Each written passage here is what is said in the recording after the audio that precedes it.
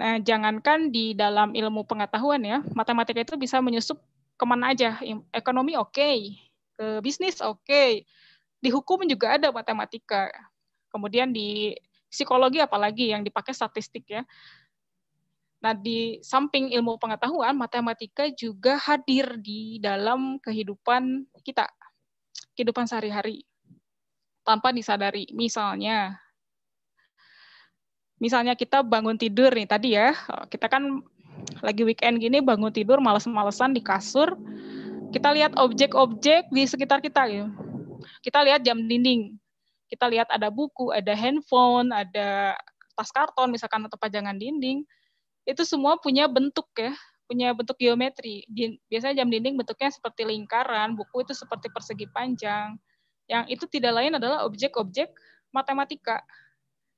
Artinya ketika bangun tidur pun kita sudah disambut sama matematika gitu. Halo, kata matematika gitu. Sudah siapkah kita beraktivitas gitu.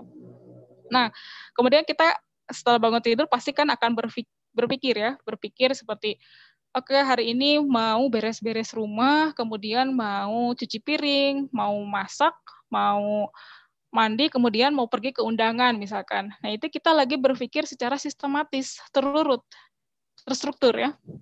Kalau tidak pakai matematik, kita tidak akan berpikir seperti itu. Misalkan kita bangun tidur, tiba-tiba ke undangan, udah gitu mandi, udah gitu cuci baju, masak, jadi tidak teratur, algoritmanya ngaco. Ketika kita berpikir secara sistematis, logis, itu kita sedang menggunakan matematika. Kita sedang bermatematika. Hakikatnya itu ya. Kemudian beranjak ke sana, misalkan kalau kita mau masak nasi pun, masak nasi nih, pasti kan membandingkan sesuatu. Membandingkan banyaknya beras dengan banyaknya air misalkan. Tidak mungkin kan, sesuka hati kita gitu, pengen bikin beras, berasnya cuma 1 liter, airnya misalkan 3 liter misalkan ya. Enggak kan, tapi kita membanding-bandingkan, kalau berasnya segini, kira-kira airnya itu segini, biar berasnya tidak jadi bubur gitu.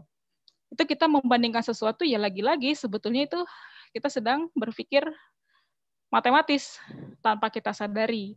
Nah, kalau kita keluar rumah pun, misalkan lihat objek-objek di sekitar kita, ada atap rumah, ada sepeda yang rodanya berbentuk lingkaran, ada angka-angka di dalam speedometer kita, yaitu matematik juga gitu. Semuanya matematik. Jangankan di luar, kita sendiri, tubuh kita ini kan terdiri dari banyak atom ya. Saya sendiri ada mungkin sekitar 6 miliar atom di dalam tubuh saya. Ada nitrogen, oksigen itu. Nah, itu ada perbandingannya. Oksigen itu segini, nitrogen itu segini gitu. Kalau misalkan oksigen lebih sedikit daripada nitrogen misalkan di dalam tubuh, itu pasti kan kita ada ketidakseimbangan misalkan di dalam tubuh. Nah, artinya tubuh kita ini dibangun oleh kuantitas atom yang seimbang. Yang seimbang ini, jadi kita ini sebetulnya tubuh itu disusun, dikonstruksi dengan menggunakan matematik supaya seimbang, supaya stabil gitu. Jadi tubuh kita sendiri adalah matematik, dibangun oleh matematik.